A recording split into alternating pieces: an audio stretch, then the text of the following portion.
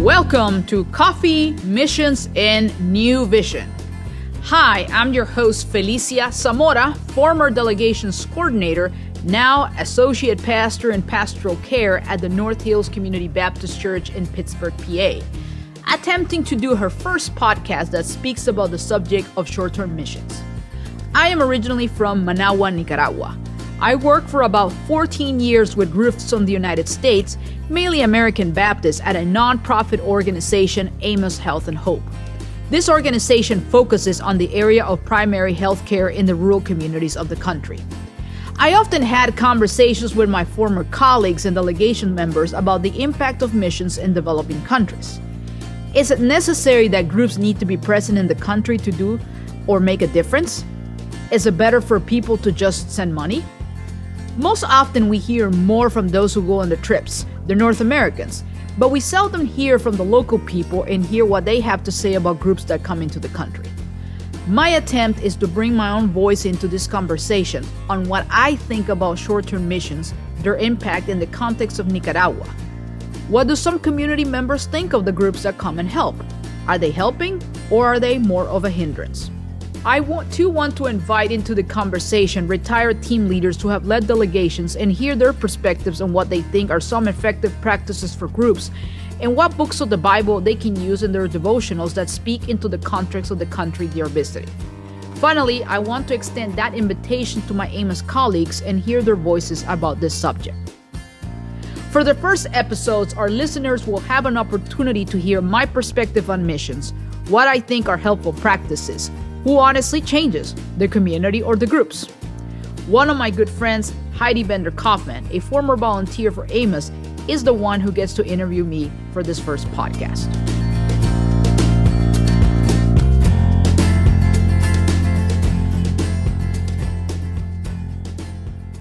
So in this podcast today, I had the opportunity of Heidi coming in here with us. And she is actually going to be the one asking me questions. I know that normally I like to be the person to ask most of the questions to folks.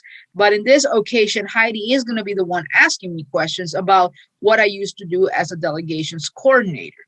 And everybody who is listening today will have an opportunity to hear from my perspective as someone who worked for 14 years at a nonprofit organization, Amos Health and Hope, and hearing also from my perspective about what I think about short-term missions. And Heidi is certainly a person that knows me very well and knows the work that I did for many years. And she'll have the opportunity to ask some good questions for all of you who are listening this morning. But before we start, I actually wanted to hear from Heidi, and she can tell us a little bit about herself. So as we discussed, my name is Heidi Bender. I also go by Heidi Bender-Kaufman. That's my married name, although it's not my legal name. I spent a year in Nicaragua as part of a gap year. So I had originally gone on the short-term mission team, and I minored in Spanish, and Dr. Robert Christie from Muskegon, Michigan, was kind of a long-term volunteer, and he heard me speaking Spanish to one of the health promoters, Pedro Paulo, when we visited Sabalete. So it was a great experience for me, and I had a year to kill while I was applying to graduate school for art. I have a degree in sculpture and expanded practice from Ohio University. And I said, sure, I'll come down. And so my job was to translate for him. He would go out to the communities, and in the morning, we collected research with school children for a grant. And then in the afternoon, we saw the aftermath of poor dental care. And we would help very young people many times by, he would extract their teeth, and I would communicate with the people beforehand and make sure that they were correctly numb and crack jokes and try to calm them before this kind of traumatic experience of getting their teeth removed. And after that, I just kind of fell in love with the organization. Then it was Providenic and later Emos. And they asked if I wanted to come back on a grant. And so I came back for the rest of the year. And it is safe to say that year really changed my life. And so I worked as the American half of the delegations coordinator, along with Felicia. And I also worked with Tim Spring, who was there, as we developed reflection materials for volunteers. Well, good. I'm very glad that you can able to share a little bit about who you are, Heidi. And I look forward to hearing your questions and seeing what you can bring to the table this morning. So go ahead, Heidi. All right, I'm going to just fire away. So, Felicia, I met you in 2005, but you had already been doing this work for a while. And I think actually that I don't even know how you exactly came to it. How did you come to be a delegations coordinator in the first place? Hey, that's a very good question. I became a delegations coordinator by what I would call looking up information at the yellow pages, and also my mother. My mother was certainly and still is a very big help for me in my personal life. So in 2002, I graduated from Eastern Mennonite University, and I came back around the month of August. So from August 20, no, not 20, I'm sorry, 2002 until about, my goodness, about 2004, I was unemployed. But I had the opportunity to work with different institutions and organizations in the area of translation. So that's how um, what helped me, and also in my job. My mother always helped me to try to find places or other areas where I could apply and say, you should apply for now, or, get a part-time job while you're looking for something full-time. So it came about, fast forward until about 2004, where I think around April or so, my mother found an ad in the yellow pages of one of the local newspapers in the country in Nicaragua. And she said, why don't you actually apply here? I believe that the institution that is requesting somebody who works with groups is a Baptist institution called Providenic, which was founded by American Baptist missionary Dr. Gustavo Parajon. So my mother was like, you should apply and see what they tell you. So I did. I definitely applied. There, I had an interview done by one of the former coordinators of the institution, who is now she's now a reverend. Her name is Kim Kushner, and Dr. Laura Parajon at the time, who was the director of Providenic.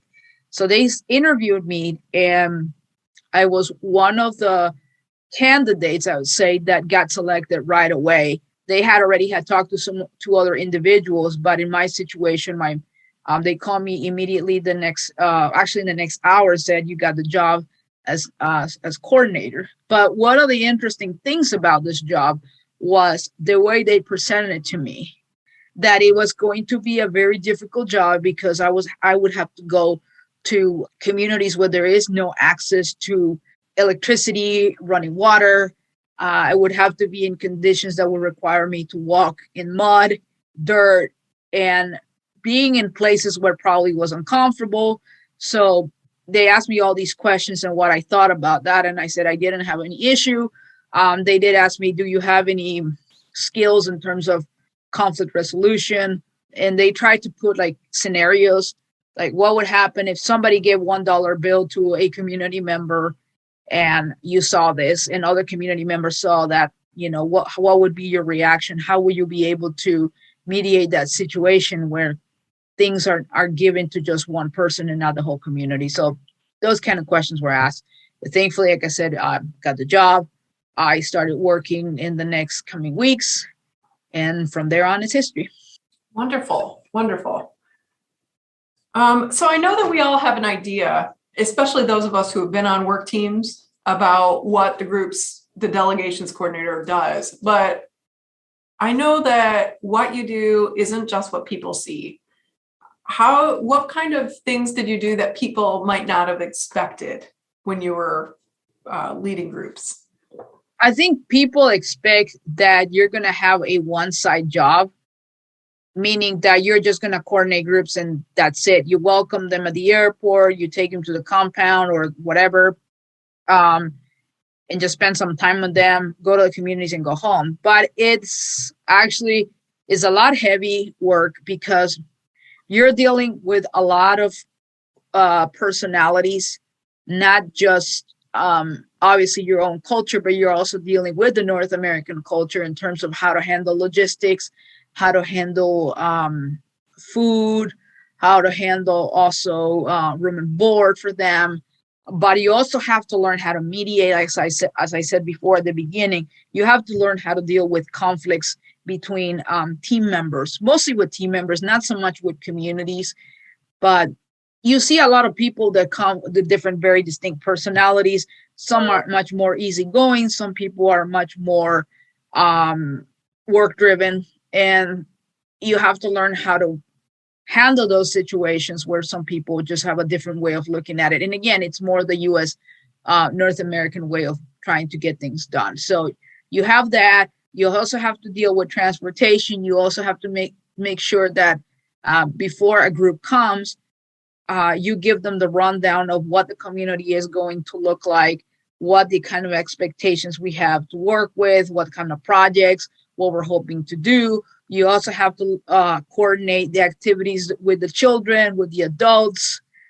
So you have to learn a lot of things. You have to also coordinate with the churches that they're going to visit, because, we wanted for the groups to have the opportunity to worship at a church in the city of Managua in Nicaragua, and then worship at a church in a rural community. But you had to make sure that you talk to the person that was in charge in the rural communities. In this case was the health promoter. So yeah, there's a lot going on. So it's logistics, personalities, work ethic, and so forth. All right. So Felicia, when you took groups out into the communities, and these are places that a lot of times don't get other visitors. I mean, they're hard to reach and people have to know to go there, which many people don't. What were your main goals for the people on the short-term mission trips that were going to these communities? Well, part of it was more about being with people in the communities and build relationships. That's one thing that I always try to emphasize. Of course, we were going to attempt to finish projects. One of them was water filter installation, which deals with the area of water and sanitation. We try to install as many filters as possible. So that was what I would call a much more reasonable goal to do, if possible, because not everybody in the communities was trained on how to do filter installation. We tried to also train the community members, but for the most part, it was something that we had to do with the group. Now, when it came to do other projects, especially construction, that was a little bit tricky, because in 1 week, you're not going to be able to finish a clinic, just as an example, or a school or a community center. It has to be done by the community itself. It's something that they know how to do. Many of them have a lot of experience in how to do construction. So that was also the goal on behalf of the community. But I think for the most part is, yes, work related, but very importantly, the relational part of our experience, and also get to know a little bit about the history of Nicaragua and also about the history of the community. So those were the goals that I would say that I had in mind, and also for people to know about realities that exist in our country. What were you hoping that would be achieved for the communities that you went to? Part of it too is to get to know the groups, even though that was a little tricky too because of the language barrier, but also to be able to engage in an experience of working with groups that were foreign to them. As you mentioned too, not a lot of groups come to these particular communities because distance, because obviously the road conditions, it's not like you are going somewhere where on paved road, where it takes you about 1 hour or less than an hour to get there. We're talking about 4 or 5 hours and 6 hours in order for you to get to one particular place. Again, the goal is for getting to know them, build relationships with them. But that part was always a little bit difficult. Again, language is one of them. But we also try to, in some way, have Christian fellowship. I can think through the activities with the children, especially Vacation Bible School, also known as BBS. And I think the kids really appreciated that too, because they were able to be with people, especially on their downtime, after school. The teachers obviously appreciated that. We also work with school teachers in the areas, in the community, so they always appreciated that too. Try to get to know who the group were. Adolescents, sometimes I think they also wanted to talk to some of the other teenagers that were in the delegations, get to know them a little bit better. But it was more about getting to know who you are. I think that's probably the goal of the communities, but most importantly, that their projects could get done to, that they were able to bring the material that was necessary in order to do the project. But of course, one thing that I do want to say, Heidi, as things did evolve from my time being there in 2004 until later on, I think too, we have to take into consideration that projects changed. So instead of being more about let's get things done in terms of building, can we actually work more on the educational part of those projects? Water filters, learn how to train people on how to take care of their filter. So instead of being more about just getting work done and, using your physical body, it took more about, hey, let's not only use our physical body, but can we use the opportunity to engage our minds as well through a translator. So I think that made such a big difference in how those relationships were changing. And also one has to take also into consideration that I was not the only delegations coordinator. Well, at least at that time I was. But then later, as the organization changed from Providenic to Amos Health and Hope, how other coordinators came into place and were able to share different ideas on how to do relationships with community. And one thing we tried to do, at least I tried on my side, was to have a time for questions and answers, which is the idea was get to know a little bit of the culture from the community and the culture from the United States. So we had like a round, like an evening where pretty much community members sat with us. And obviously through the help of a translator, we asked questions like, how different is the life in the United States? How is it that a teacher's salary is in comparison to somebody in Nicaragua? What is something that you wish people knew about who you are from Nicaragua? And the other question that I asked, and it was quite an interesting one, was if community members are able to host people from the United States, would you also do the same if they came to your country? So that was always a really good question. So I think it depended on, what you wanted to get out of it. So what I started doing, at least, and again, it was not always constant, but we tried at least our best to do that, was to engage more in the relational part and much less than the work. Because, in the end, the work is going to get done. Because 1 week is certainly not enough for somebody to build a whole school or even a water filter. Then what we started to do, it was different, was to train more people from communities about how to install your water filter, how to take care of your water filter. And I for those who are listening to us, the reason why I bring up water filters is because it was a project that came a necessity from what the community wanted. And I think it was important that we started to change certain things on how we were doing groups. And I think that's part of why I think it's important to make people realize, depending on the institution and the organization you're working with, some organizations would certainly want you to be more relational, but other organizations perhaps not so much, and they just want you to do and help doing construction projects. Just depends who your agency is. But I think it's very important, and I'm getting ahead of myself. It's important to understand that work is great, but that's not the end of it. This wasn't a question on my list, but I was just wondering, I know that you and I both experienced kind of the worst of mission trips.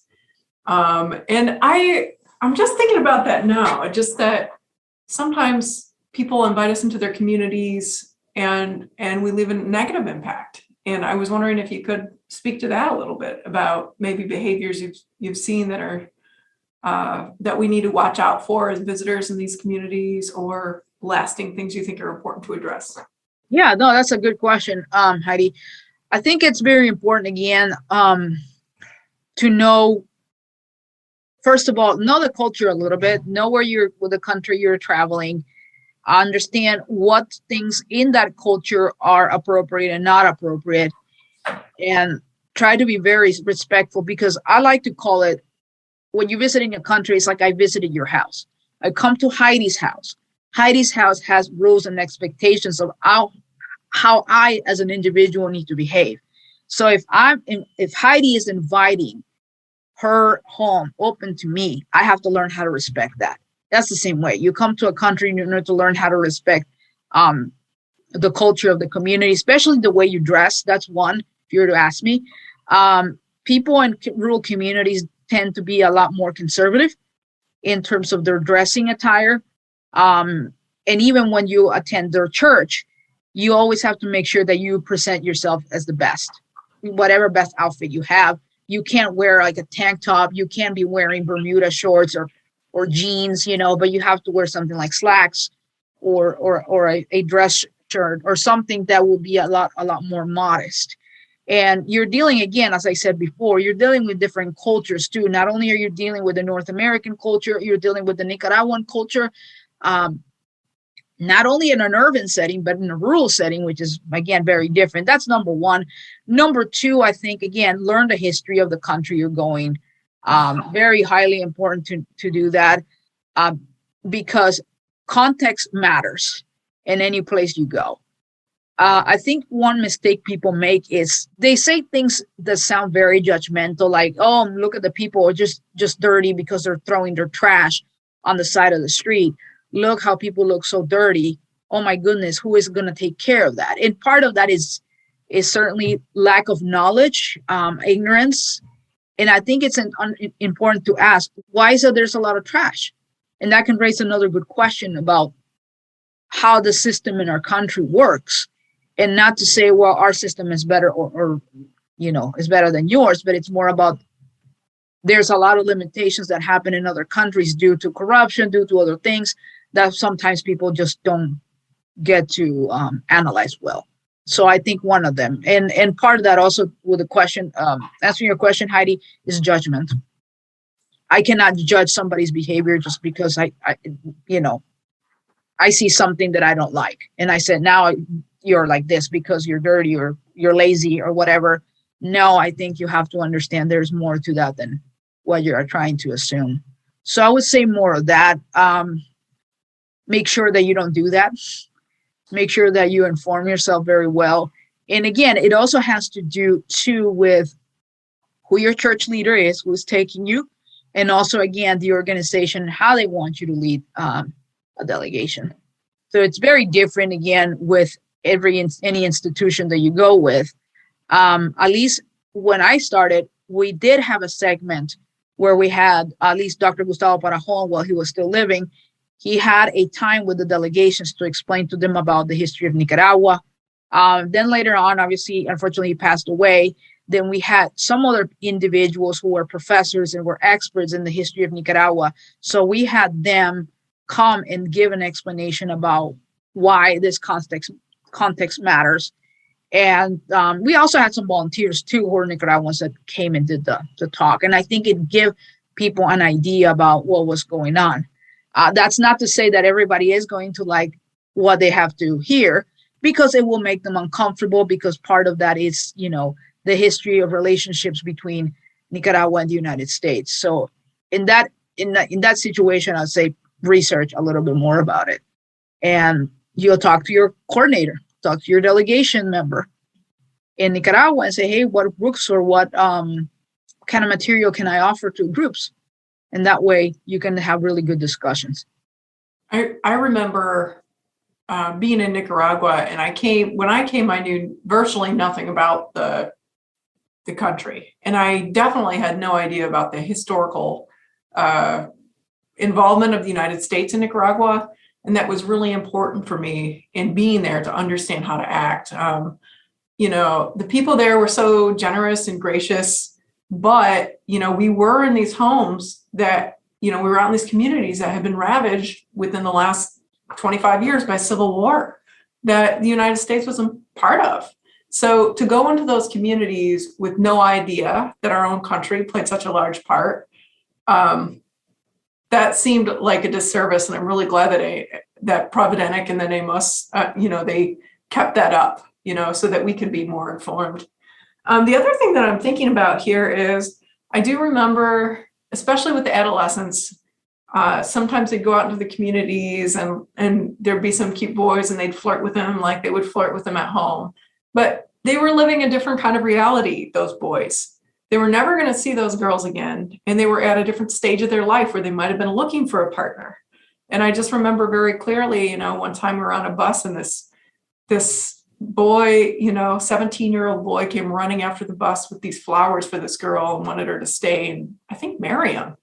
And, but I remember that for the girl, it wasn't that big of a deal. She was just flirting like she would have flirted at home. She just didn't realize kind of the gravity of the situation, that they were actually looking for partners and she was flirting like she would at the mall, So I think as a work team, we also have to think about our longevity there, like how our actions are going to impact lives for people after we leave.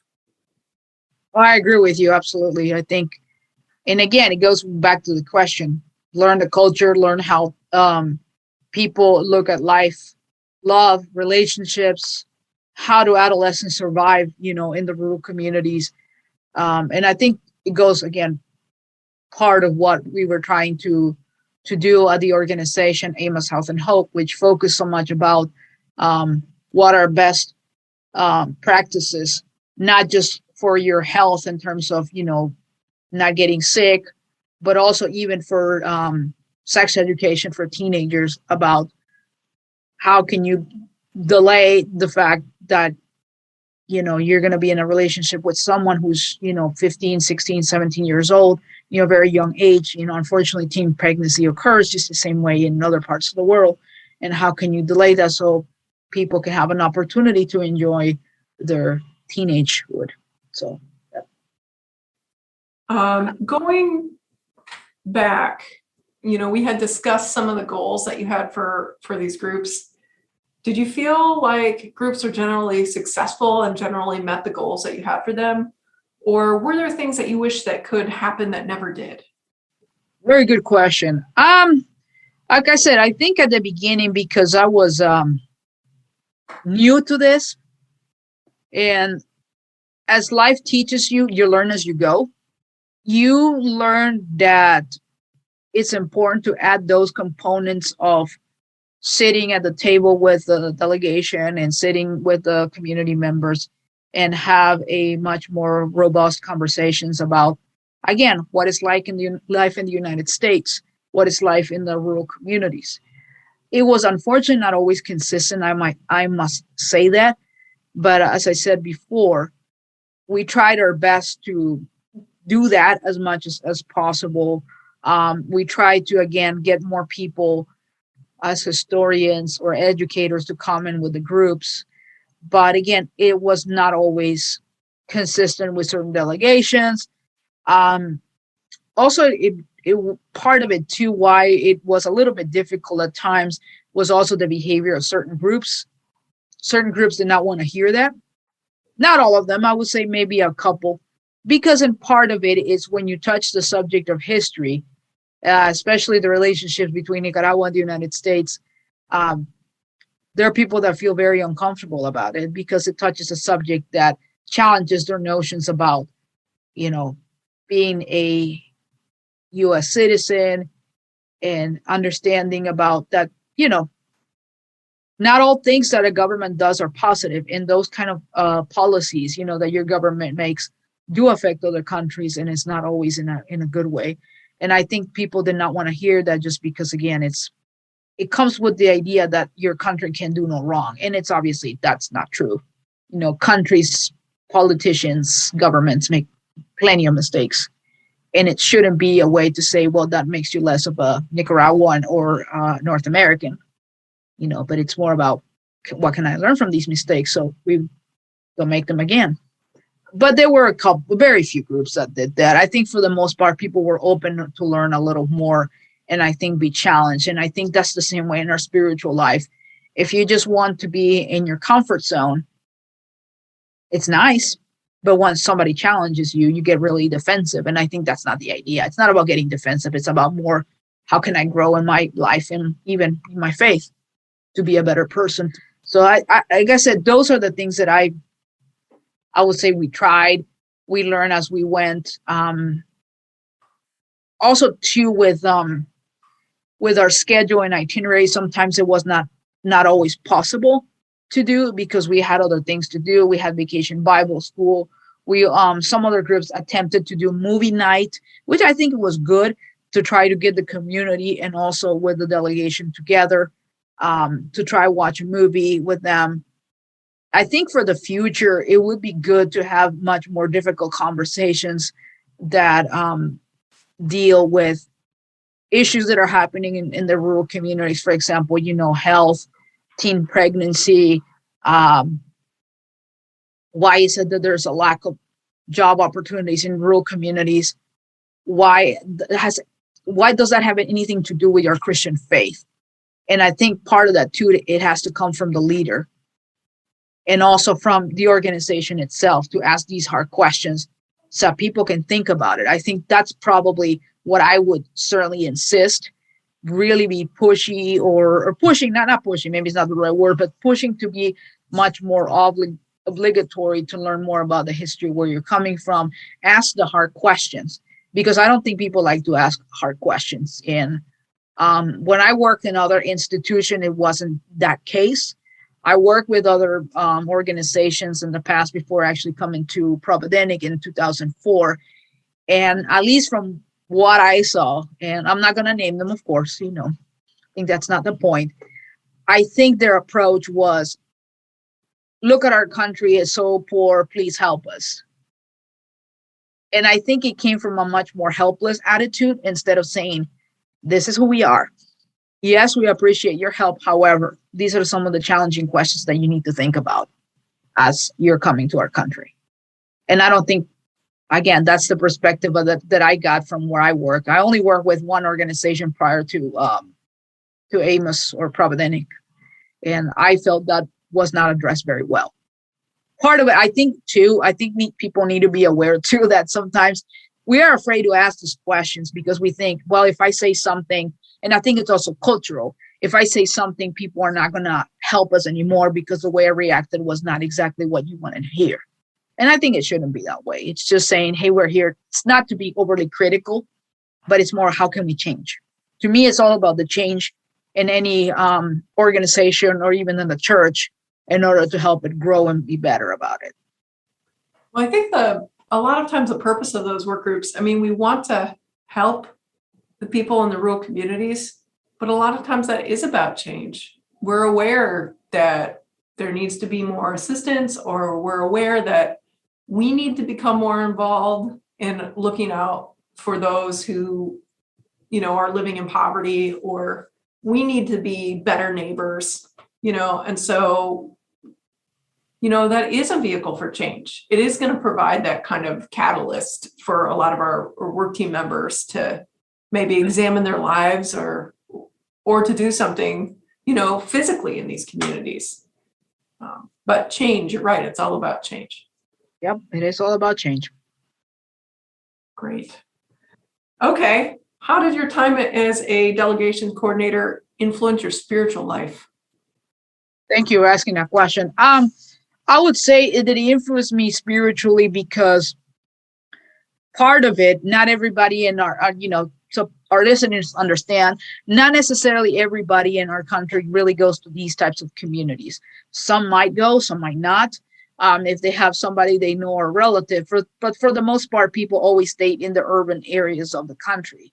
So I think it gives you an idea about not only how people live, but also learn a little bit about the hospitality of each community.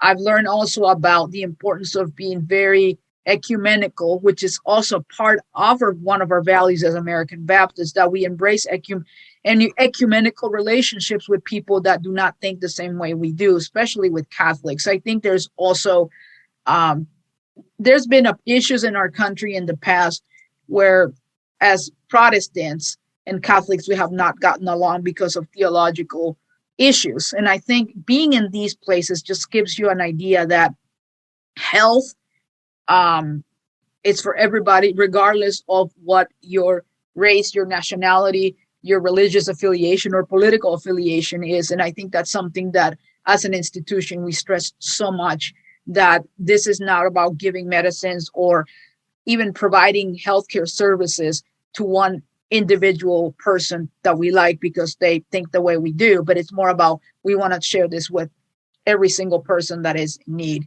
So that gives you an opening about learning more a little bit about the culture and the communities, learning how to dialogue with people who disagree with you theologically. You know, that's one thing that I certainly, and I want to say this and highlight it, that one thing that I appreciate about being at that job was that it took you right into the community. It took you right in the middle of where people actually live, and not just about, you know, we'll spend 2 days with you and then we're going to leave and go back to our hotel. No, it's more like we wanted to spend as much time as possible from Sunday till Friday, you know, maybe 4 or 5 days approximately. Mm-hmm. So you had 4 or 5 days where you were really in the community, you were worshiping with the community, you were right there with the people, you saw how they lived, you saw the realities, how they were in their you know, in their setting. It was not hiding, it's just bringing it to your face. And again, you talk to people, you try to also learn about, you know, what is it that you like, what is it that's something you're struggling with, and also learning about their faith aspect. How do you survive every day? Not, you know, how do you do the whole day by day thing in your spiritual life with Christ? How are you able to live through that? So I think those raised really good conversations. It also, it helped me to not to judge people, or at least never look at them based on where they live. Yes, you are poor. We understand that, but that doesn't mean that I'm going to treat you any less of a human being than if somebody has a higher status. And I think that just goes again with the words of the Apostle Paul in the book of Galatians, you know, in his letter that he wrote, that there is neither Greek, Jew, woman or man, slave or free. We're all one in Jesus Christ, you know, not to look at those kind of differences in terms of how I'm going to treat you. I'm going to treat you like a human being. And I like doing that with being with people. And certainly people appreciated that you sat down with them, that you talked to them, that you not look at them as demeaning. Because there is a big issue in our country about elitist class, that I don't talk to you, I don't hang out with you because you're from this certain sector or neighborhood. But in my situation, I don't care. You are my brother, you're my sister. So that also helped me to grow as a person, to talk to anybody, even here now that I'm in the United States in Pittsburgh, to talk to any person regardless of what they look like, and not feel afraid talking to them. Like I do that a lot when I'm here. I talk on the bus with folks that are on the bus. I talk with when I have the chance with the Uber drivers, you know, that, you know, talk to me and they tell me a little bit about their life experience, not to hold any type of a judgment. So I think that's helped me a lot too. And also relating to people, to ask people questions, to talk to them very easily.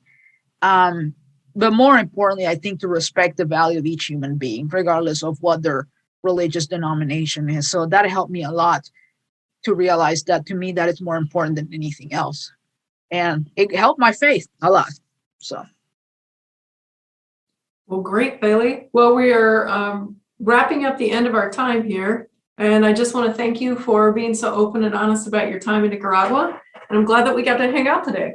Yeah, and thank you so much, Heidi, for asking these questions, and to our listeners, to know a little bit what was my life, you know, before coming here to the United States. What is my perspective as a delegations coordinator?